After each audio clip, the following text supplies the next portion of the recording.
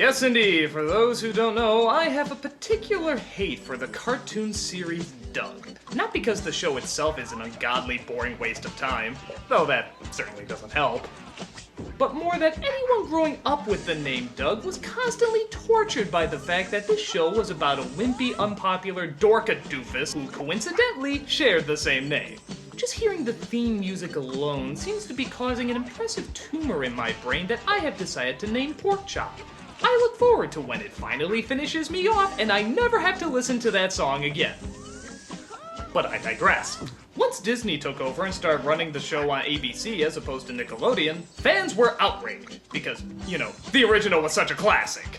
So once Disney asked the loyal fans if they would like to see a motion picture based on the astounding epic hero, people all over the world proudly replied, and the movie was made. And we're here to look at it today. Why? Because you hate me! People. By popular demand, let's take a look at Doug's first movie. First of all, I have to point out that this title is pretty pompous, as if to indicate that there's no doubt that our film is going to be so popular that, of course, it's going to warrant a sequel. But unlike Pokemon, the first movie, where they knew the sequels were already made, this one was just on its own. And, wouldn't you know it, the film didn't make enough money to milk any sequels. And that must be bad because this is Disney, the sequel-generating monsters! They take classic fairy tales and say, hey, what did ever happen after Happily Ever After? Well, you can find out in Cinderella 4, Filing Royal Taxes. But, I digress. The film opens in the 90s, but for some reason people act like it's the 50s, as being told by the 70s, as we see school bully Roger, not voiced by Billy West, buy your torches and pitchforks here, who's preparing to pull off another prank on Doug and his friend Skeeter. Don't you think this is kind of mean? It's unhealthy for me to bottle up my natural childlike spontaneity. I guess they're really hoping they're afraid of papier-mâché Chinese dragons. Very funny, you guys. Hardy har. Well, you had your fun. Now you can go home.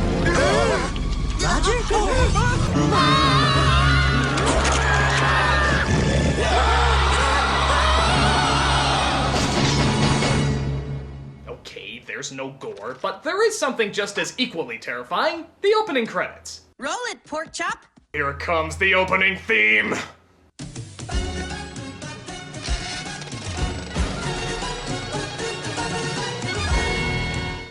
You mean they changed the opening theme? That's me. Pork Chop. Hallelujah!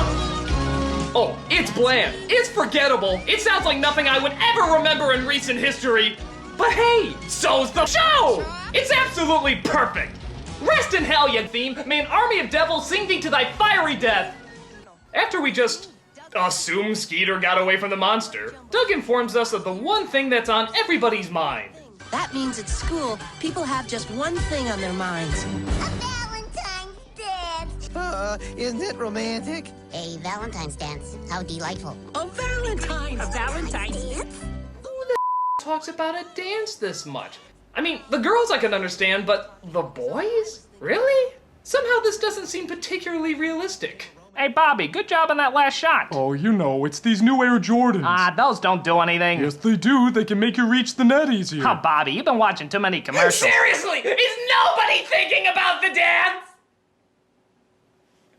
So Doug decides he wants to ask out the sweetheart he's always too nervous to approach, the girl next door with jaundice, Patty Mayonnaise. I knew I had to find a way to make this dance really perfect. The student council's supposed to pick 2 people to coordinate the dance, but nobody signed up. Whoever we get is gonna have to work day and night to get ready. Day and night? Right, pay close attention, Miss Mayonnaise. Hi, totally pointless fantasy sequence. We hit him right in the middle with a big, heart-shaped mirror ball. Bang! Oh, Doug, you're so dance-plattery. I can understand having a fantasy dreaming about working with her, but why as a World War II general? I mean, it's just so random. Don't fantasies have to have some sort of logical reasoning behind them? One of these days, I'd like to do a crossover with Nash.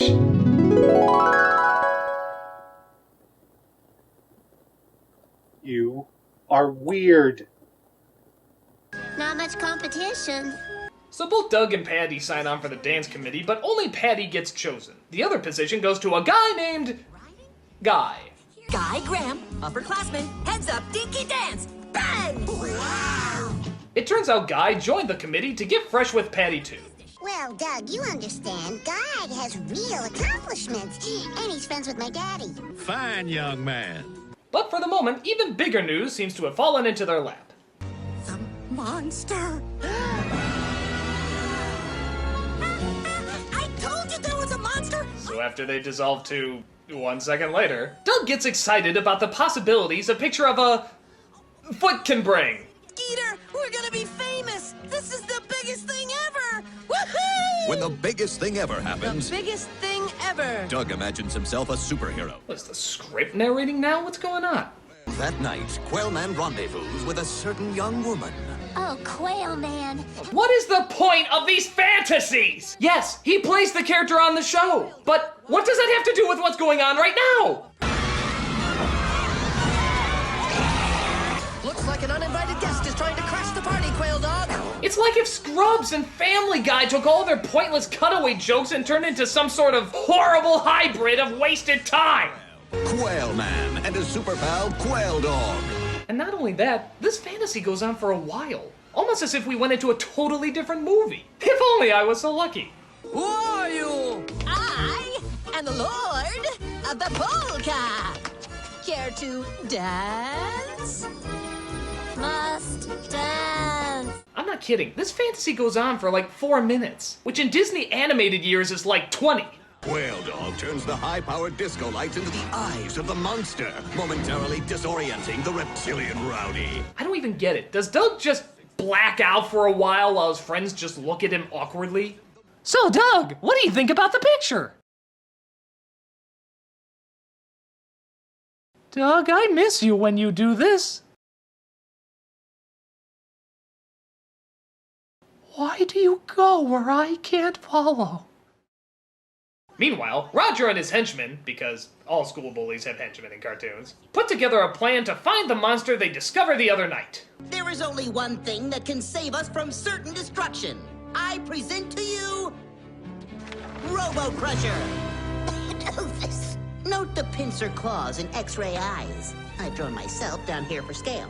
Money is no object. Okay, so all reality connecting to what children do in high school has totally been removed. But I guess that's what I'd expect in a world where everybody looks like a Dr. Seuss mutant. But little do they know that the monster from the other night followed them home. So they take the paranormal activity approach in that they never call the cops and try to fight off the scariness themselves.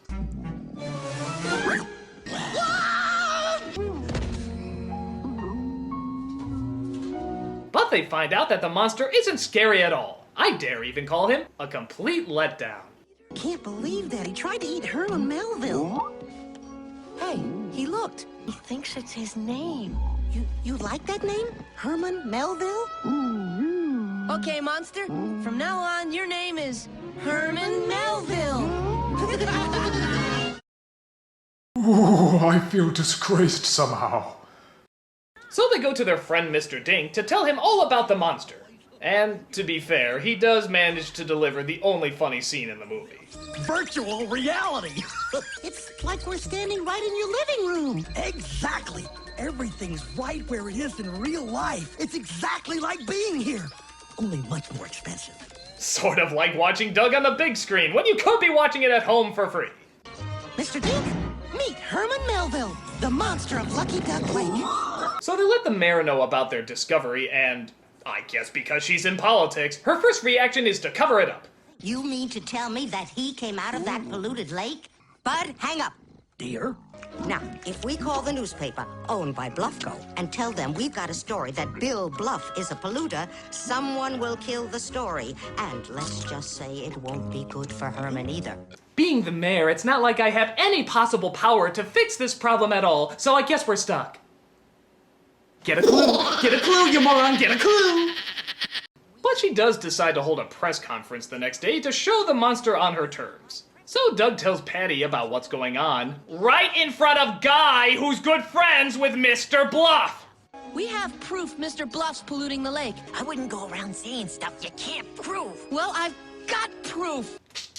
How dumb are you? In fact, if you look up dumb in the dictionary, you'll find a picture of... Well, it should be you in there! You'll see tomorrow. It's going to be big, big, big, big news. But when the day of the big news conference arrives, Doug thinks there's something suspicious about all the reporters. Gee, what could have given him that idea? Maybe because they're all dressed like Robert Stack. Thank you, Mayor Tippy.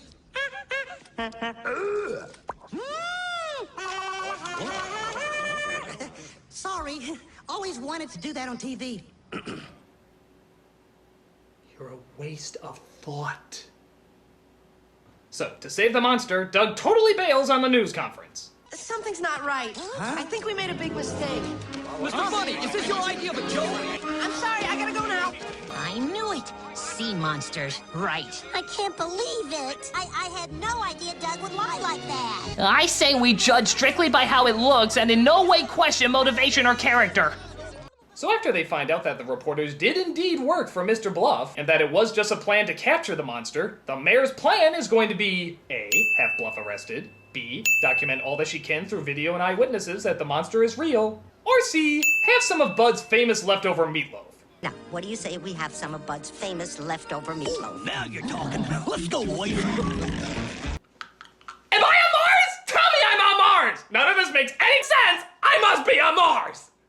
I mean, this is as logical as Roger and his friends actually making that giant robot they were talking about.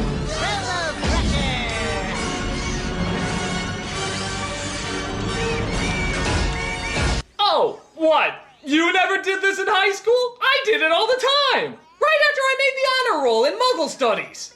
Didn't you look at my plan? It's supposed to be this big compared to me. But it's okay. They have a shrinking ray to make him the scale they wanted. Sticks, this is Rob. Chase me back now. Hey, here's an idea. Instead of calling a news conference about a sea monster, why don't you call the news conference about a bunch of high schoolers that made a shrinking ray or a giant robot? Don't you think that should get some attention? Don't you think instead of just shrugging comedically, these kids should get a Nobel Prize for changing the world of science as we know it? What's wrong with you jelly bean colored Simpson rejects? People.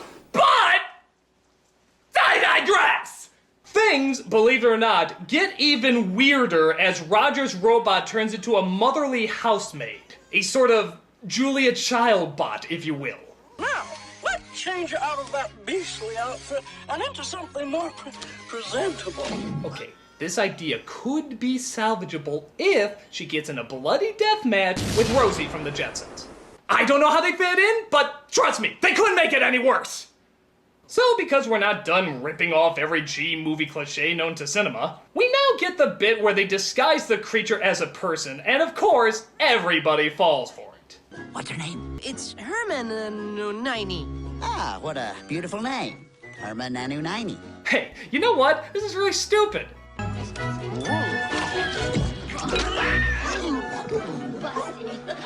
at Doug with that cute girl. Wait a minute. What? Look at Doug with that cute girl. Okay, alright. I can believe the boy's getting excited for the dance. I can believe the mayor not using her powers at all to prove an earth-shattering discovery. I can believe high schoolers can build a giant robot and a shrinking ray and have none of that get any media attention. But if you expect me to believe that any high school girl mind you, will look at this deformed demon, think he's a female student, and actually verbally acknowledge that she's cute? You are fired from breathing! Please, pack up your desk and kindly leave live! But I digress! Doug, I'm not gonna stand here and be lied to. I'm not blind, you know. I know who you're really spending your time with. That Hermione girl you've been hanging around with all day. I already made a Hogwarts joke, so I'll just let this one go.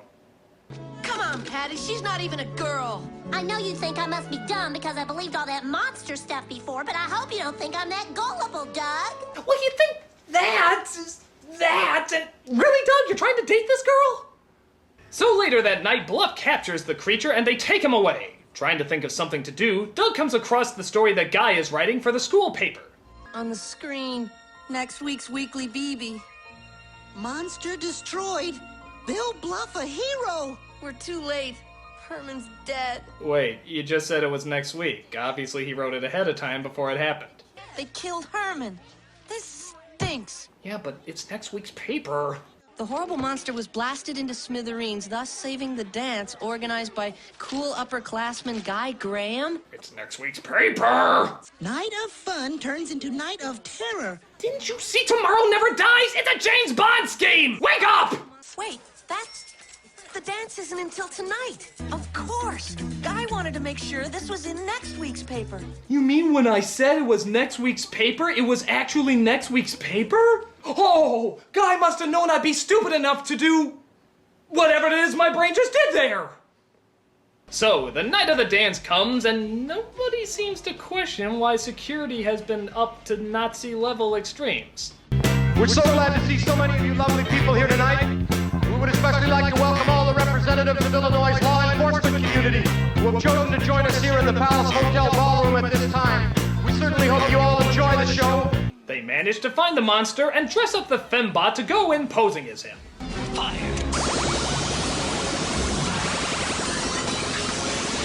Whoa, pretty harsh on the robot there, aren't you guys? Roger! Somebody take this! Take him! No! I can't believe how needlessly cruel they're being to this thing.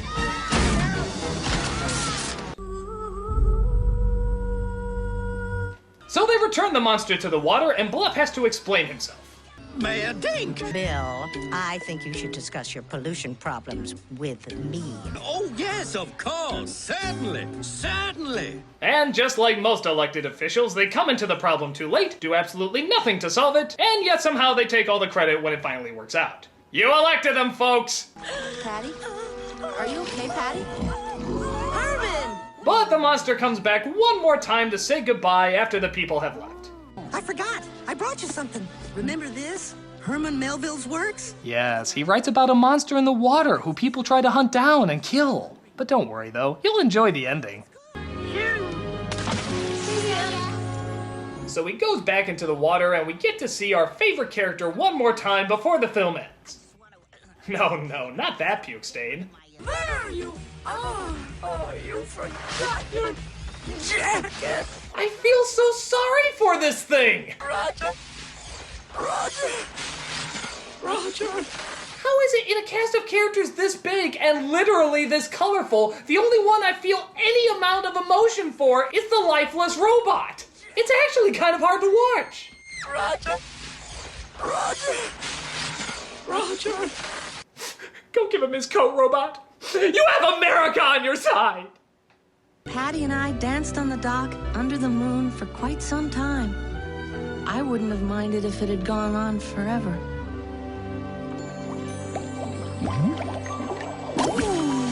I'll just assume that's a fart we're ending on and call the film quits. So that was Doug's first movie. Aren't you so glad they brought that to the big screen? I mean, what was even the purpose? Nothing about it screamed cinema, so why did they even make it? As you probably guess, it suffers from the same problem that the show suffers from. It's bland and boring!